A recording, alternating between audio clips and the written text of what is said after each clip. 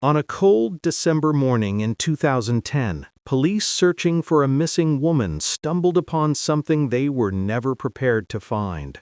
A body wrapped in burlap, hidden in the sand near Gilgo Beach. Within days, 3 more would be uncovered in the same stretch of desolate shoreline.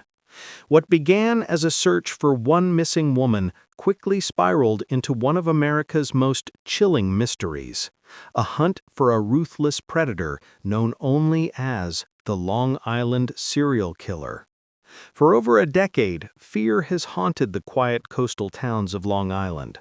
More victims would be found, more questions would remain unanswered.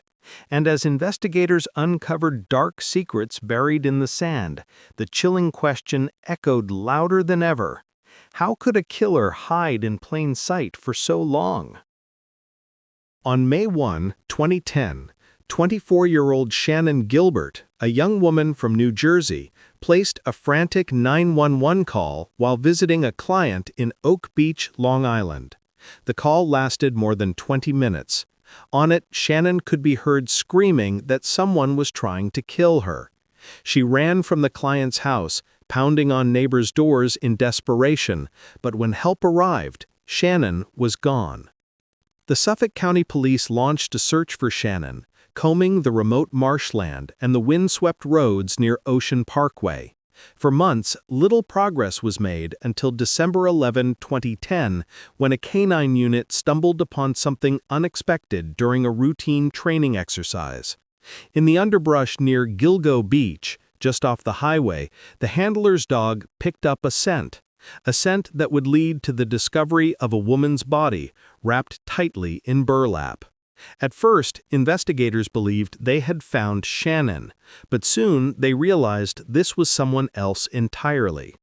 Within days, 3 more bodies were uncovered in the same stretch of sand dunes. All women, all wrapped in burlap, all young, petite, and connected by a chilling pattern. Each had been working as an escort, advertising services online. The press quickly dubbed them the Gilgo Four.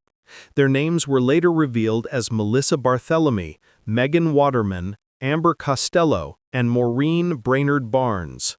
4 women who had vanished years apart, now found lying just steps from each other in the same desolate place. The sheer brutality and the calculated concealment shocked even seasoned detectives.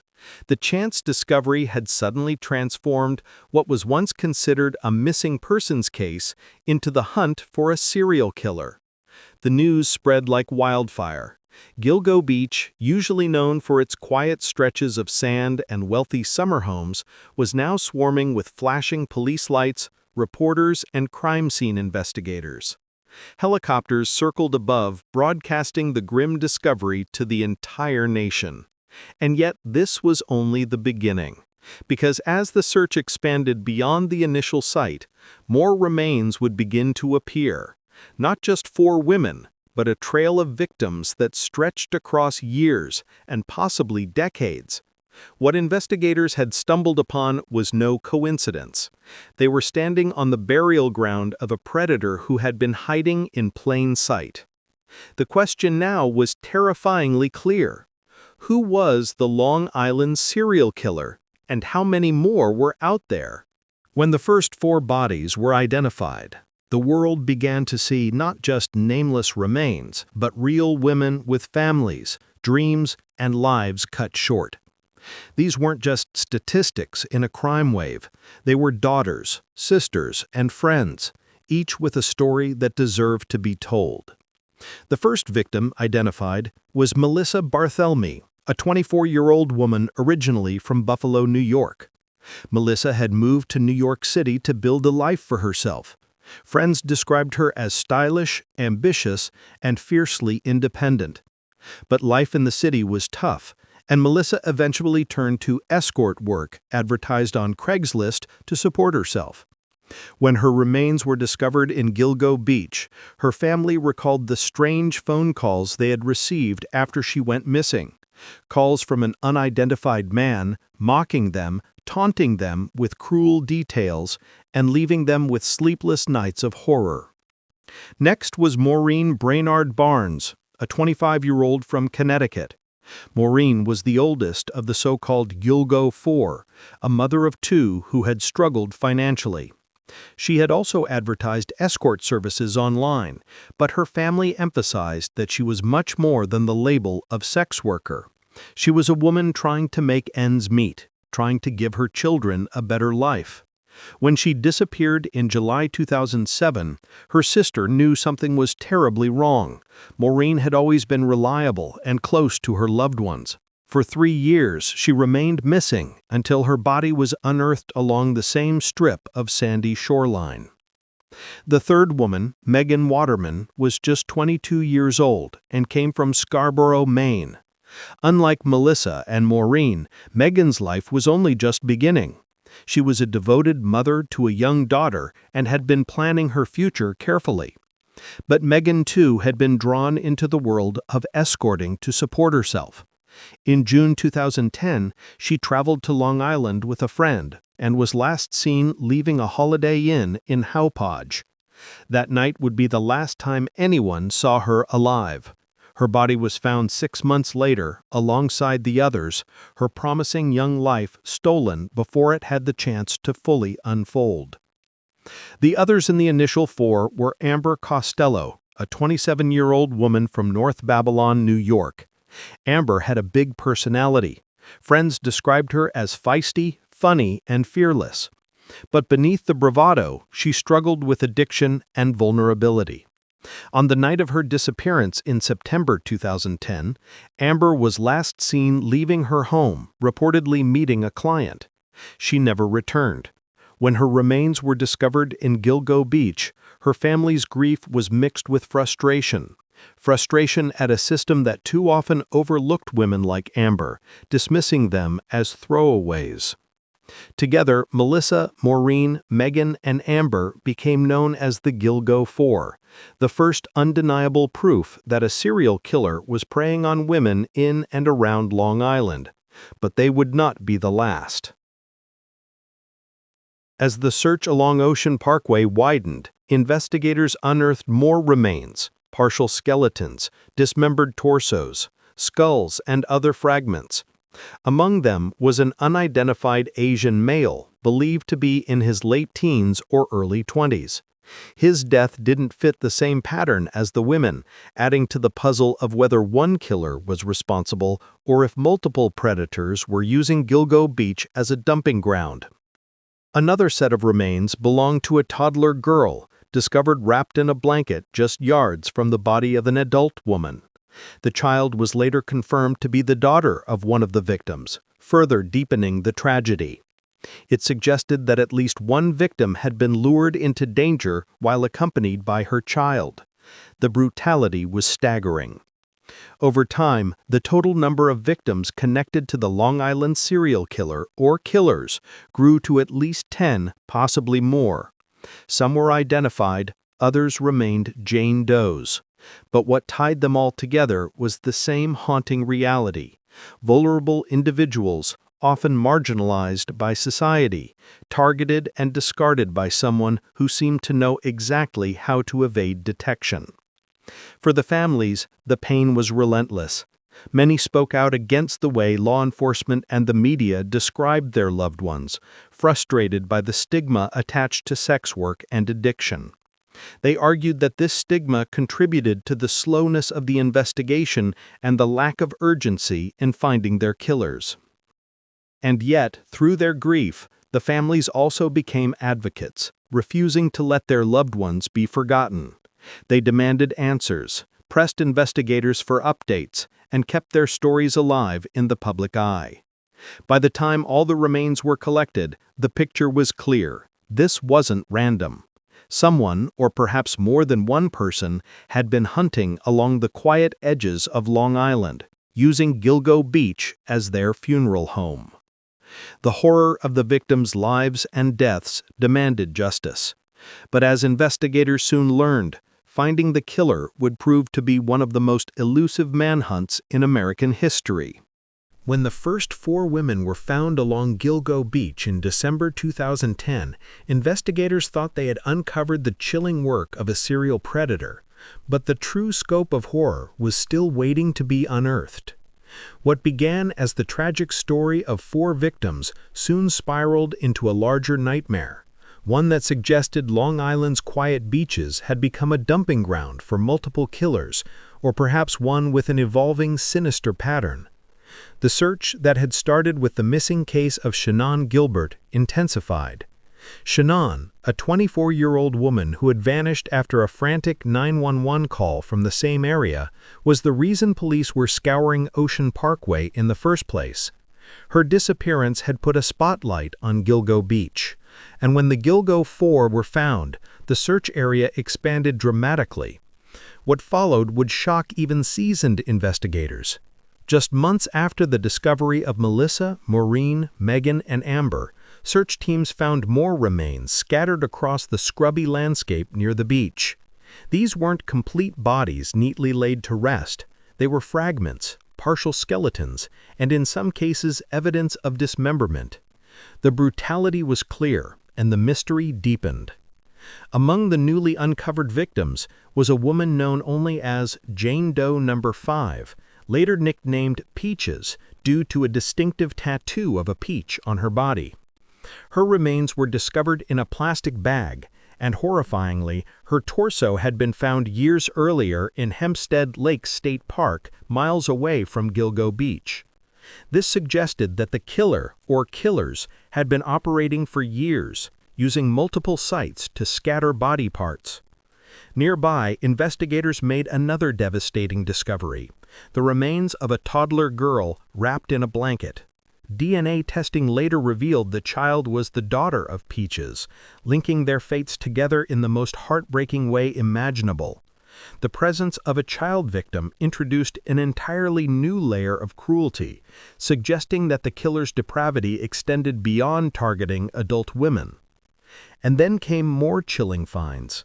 In the brush near the original 4, investigators unearthed the remains of an Asian male estimated to be between 17 and 23 years old. He had been dead for years, and unlike the others, he had no known ties to escort work. This raised an alarming question. Was the same killer responsible, or was Gilgo Beach being used by multiple predators as a convenient dumping site? Another discovery, dubbed Fire Island Jane Doe, or Jane Doe No. 7, consisted of legs wrapped in plastic that had washed up years earlier on Fire Island in 1996. Her skull and torso were later matched and found near Gilgo. The puzzle was no longer confined to one timeline or one type of victim. Instead, it revealed a disturbing, decades-long tapestry of violence. By the spring of 2011, the count of discovered remains had risen to 10, possibly 11 victims. Each new body added complexity, casting doubt on whether investigators were even dealing with a single perpetrator. Some victims appeared to fit a pattern: women who advertised escort services online, often petite in build, last seen arranging meetings with clients. But others, like the toddler, the Asian male, and scattered torsos, didn't align with that profile at all. For law enforcement, the situation became a logistical nightmare. Were they chasing one serial killer who changed methods over time? Or was Gilgo Beach a graveyard for multiple killers, taking advantage of its isolated sandy dunes to conceal their crimes? Some detectives suggested that organized crime, human trafficking, or even police involvement could not be ruled out. Adding to the mystery was the absence of Shannon Gilbert. Despite being the reason the search had started, Shannon's body wasn't found among the first remains. Her disappearance remained a haunting question mark. For over a year, police scoured the marshes and thickets near Oak Beach, searching for any sign of her. It wasn't until December 2011, 18 months after she vanished, that Shannon's skeletal remains were finally discovered in a swampy area not far from where she had made her desperate 911 call. But Shannon's death did not fit neatly with the others. Police initially suggested that she may have drowned or died accidentally after becoming disoriented in the marsh, while her family insisted she was murdered by the same predator responsible for the Gilgo Four. To this day, her case remains a point of controversy, splitting opinions between accident and homicide. As the number of victims expanded, so too did the public fear. The beaches of Long Island, once known as summer retreats and peaceful getaways, became synonymous with death and mystery. Residents of Suffolk County began locking their doors tighter, fearful that a sadistic predator was living among them, blending seamlessly into suburban life. The media frenzy exploded, with newspapers dubbing the unknown culprit the Long Island serial killer. Television crews descended on Gilgo Beach, broadcasting images of forensic tents, search dogs, and investigators combing through brush with rakes and sticks. Each headline carried the same haunting undertone: a killer was loose, and no one knew who or how many they really were. With 9 or more victims now tied to the case, investigators faced mounting pressure. Families of the victims gathered for vigils, demanding answers and justice. Some accused the police of dragging their feet, pointing to the marginalized status of many of the women as the reason their disappearances weren't taken seriously sooner. The distrust between families and law enforcement began to grow, creating another obstacle in the already complicated investigation. By the end of 2011, what started as a single missing persons search had transformed into one of the most perplexing serial killer cases in American history. 10 lives were confirmed lost. A mother and her child, an Asian man, multiple women, some identified, others still nameless, were all connected by the sandy shores of Gilgo Beach. And yet, despite the mounting evidence, despite the growing fear, the killer, or killers, remained in the shadows, leaving behind a trail of bodies but no clear path to justice. The body count had expanded, the mystery had deepened, and the Long Island serial killer investigation was only just beginning. As the victim count along Gilgo Beach grew, so did the pressure on law enforcement. Detectives, local officers, state police, and the FBI all became involved at different points, each hoping to untangle the sprawling mystery. Yet, from the very beginning, the investigation was plagued by questions, divisions, and frustrating dead ends. At first, Suffolk County Police focused on the obvious links, the Gilgo Four. All were petite women, all in their 20s, and all had advertised escort services through Craigslist. Investigators believed this pointed clearly to a single killer targeting vulnerable women in the sex trade. The theory made sense, but it didn't explain the toddler, the Asian male, or the dismembered remains tied to other Jane Does. Still, the Craigslist killer theory dominated the early narrative, shaping both the investigation and media coverage. One of the first major suspects to emerge was Dr. Peter Hackett, a local physician who lived near Oak Beach, not far from where Shannan Gilbert had disappeared. Shannan's family claimed that Hackett had called her mother shortly after Shannan went missing, saying he ran a home for wayward girls and had cared for Shannan before she vanished. Hackett denied making the call, but phone records later showed he had in fact contacted Shannan's mother. Suspicion swirled around him, fueled by the eerie timing and his proximity to Shannan's last known location. However, police never found hard evidence linking him to the killings, and he was eventually ruled out. Another suspect who drew attention was Joseph Brewer, the client who had hired Shannan the night she disappeared. Brewer was the last person known to see her alive. According to his account, Shannan had begun acting paranoid and erratic inside his home, insisting someone was after her. Frightened, Brewer asked her to leave.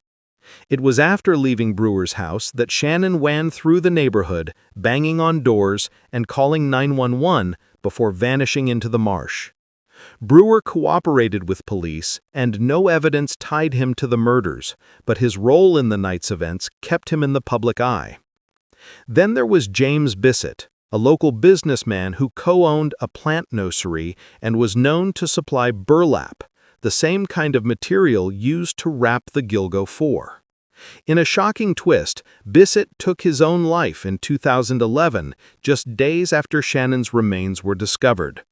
The timing fueled speculation, but police again found no concrete link between him and the killings.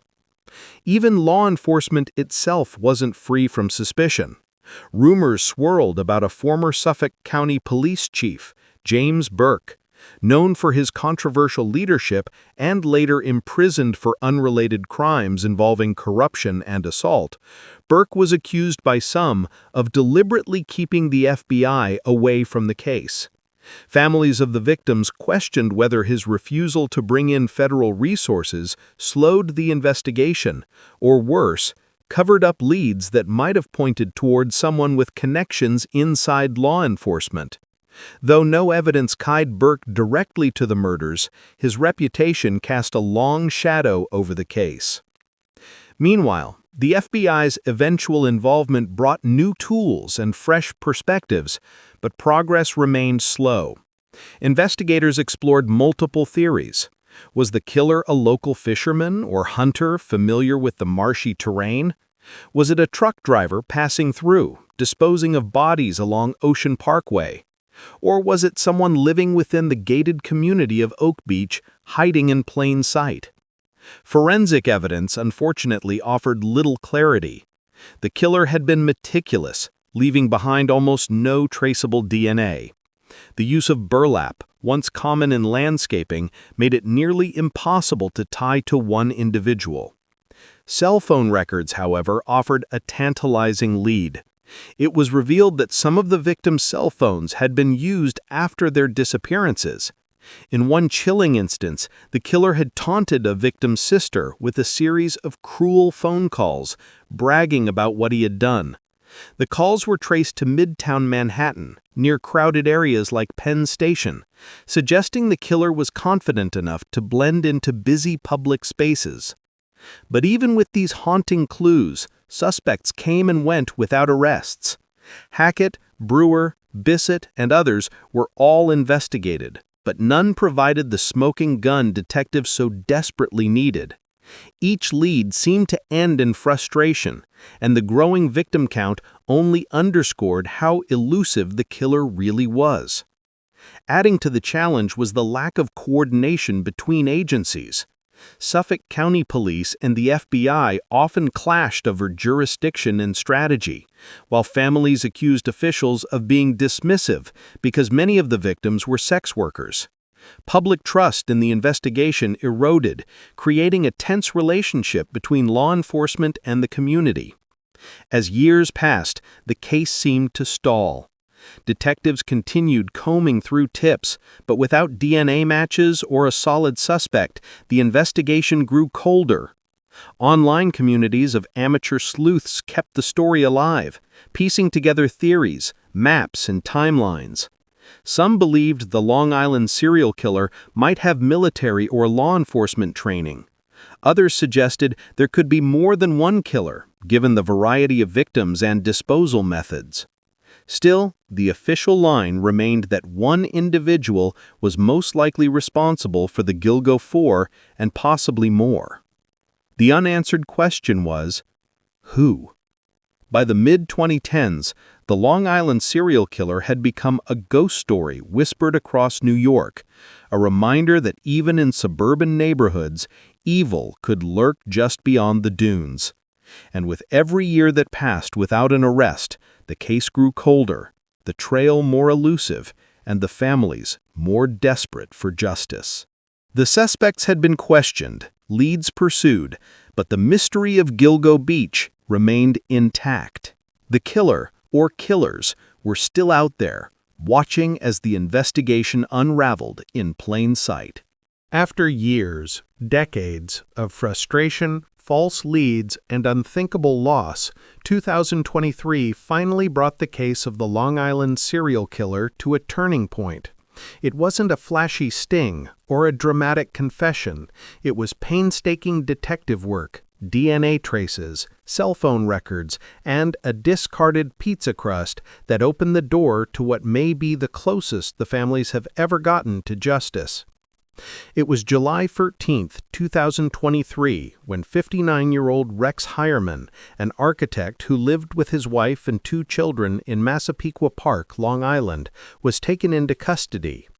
Heuermann, until then, leading an outwardly ordinary life, commuting to his office, running his practice, was arrested under the watchful eye of law enforcement agencies invested in the Gilgo Beach Task Force. The charges were grave. Heuermann was indicted on several counts of murder, first and second degree, for the deaths of 3 of the Gilgo Four: Melissa Barthelemy, Megan Waterman, Amber Costello.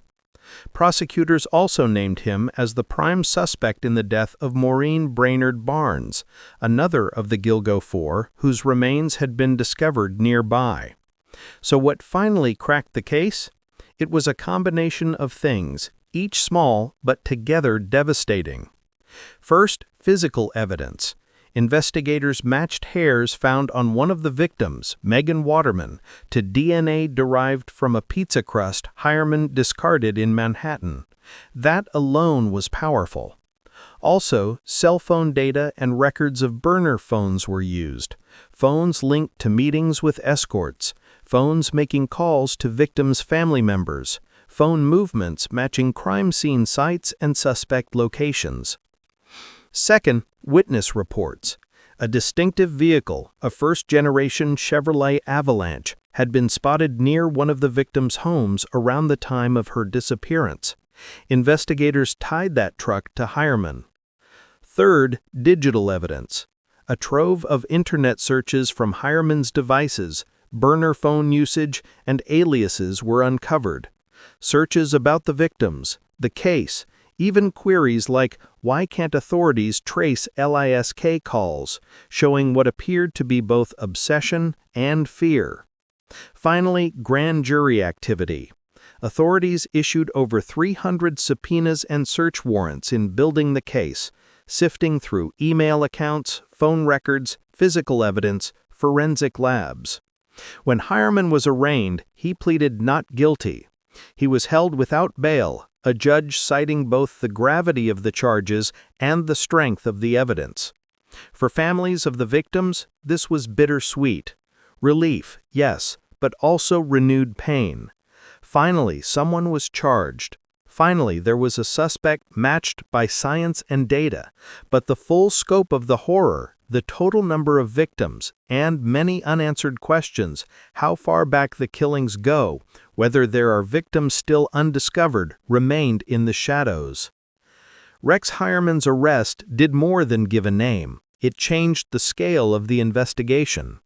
What once felt like a corridor of dead ends became a framed case, structured and prosecutable, and it forced the authorities and the public to confront how someone could have carried out such crimes for so long while living in plain sight. Massapequa Park is a suburban neighborhood. Heuermann commuted into Manhattan. It seemed impossible, yet somehow that was the mask that hid the suspect. As of early 2024 and into 2025, additional charges followed. Heuermann was charged in January 2024 for Maureen Brainerd Barnes, then later for Jessica Taylor and Sandra Costilla, and then Valerie Mack. These expansions pushed the timeline of alleged murders back into the early 1990s, far earlier than many investigators initially believed possible. Despite all this, the legal process has just begun. Trials are pending.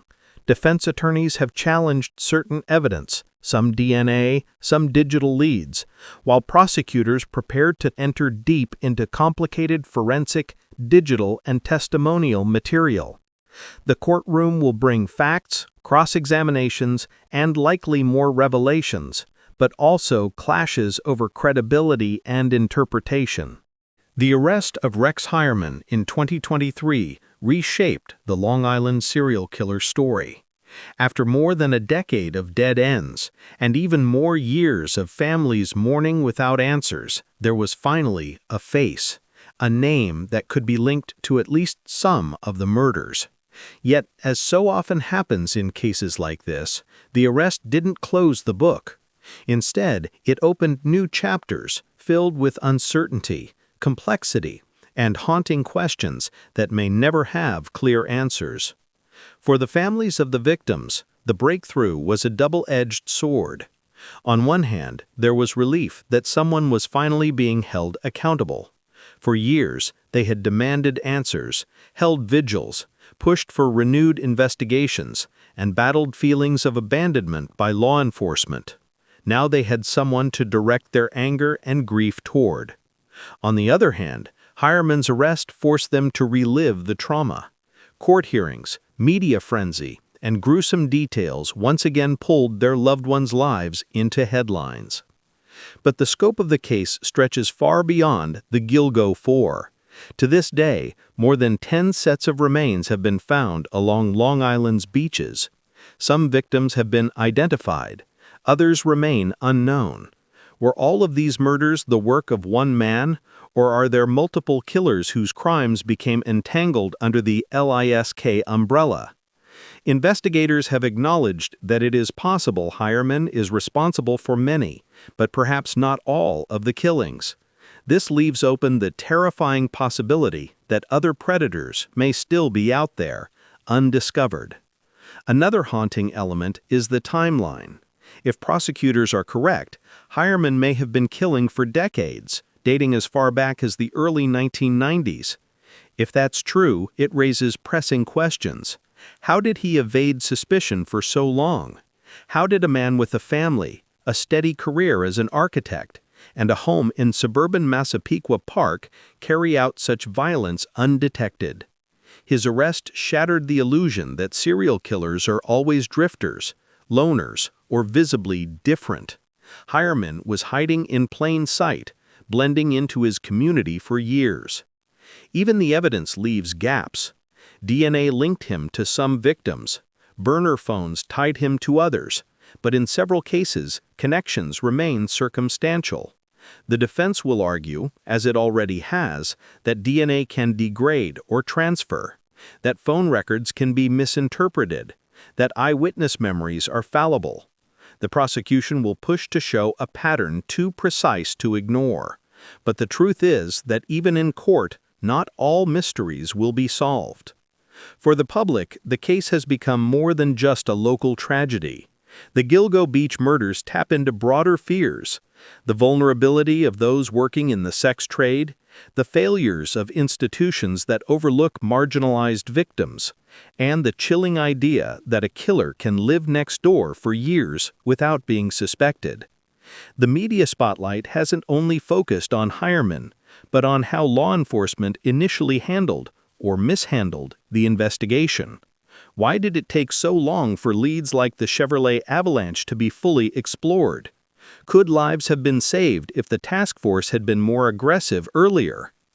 The arrest has also reignited debates about technology and privacy. Forensic genealogy, the same tool used to identify the Golden State Killer, was central to cracking this case. But it required combing through massive amounts of personal data, family trees, and genetic information. Some hail this as revolutionary justice. Others worry about what it means for civil liberties. In Hireman's case, the balance tipped toward resolution, but the larger societal debate is only beginning. Then there are the victims whose stories remained in limbo. Women whose bodies were found in partial remains, some still unidentified. Families waiting for answers that may never come. Each one deserves the same attention and justice as the Gilgo Four, but whether Hireman will ever be connected or if another killer was involved remains unresolved.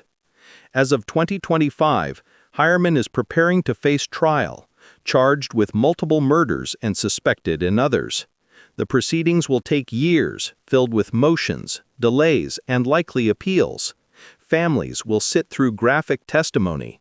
Jurors will be tasked with sorting through mountains of evidence, and the public will continue to ask, is the monster finally caught, or is this only part of a darker, larger story? The legacy of the Long Island serial killer case is still being written. If Hireming is convicted, it may finally provide closure to some families. But closure is not the same as peace. For the communities scarred by the killings, for the relatives of unidentified victims, and for the nation that has followed this mystery for over a decade, questions remain. How many lives were truly lost? How many killers were involved? How many warning signs were missed? And the most chilling question of all, even if Rex Heuermann is guilty, was he ever the only one? In the end, the Gilgo Beach murders represent both the horror of human cruelty and the determination of those who refuse to forget. Families, detectives, journalists, and ordinary people online have kept the memory of the victims alive. That persistence is why, after years of silence, a suspect now stands before a judge. But until every victim has a name, until every family has an answer, the shadow of the Long Island serial killer will linger over Gilgo Beach, over Long Island, and over the country.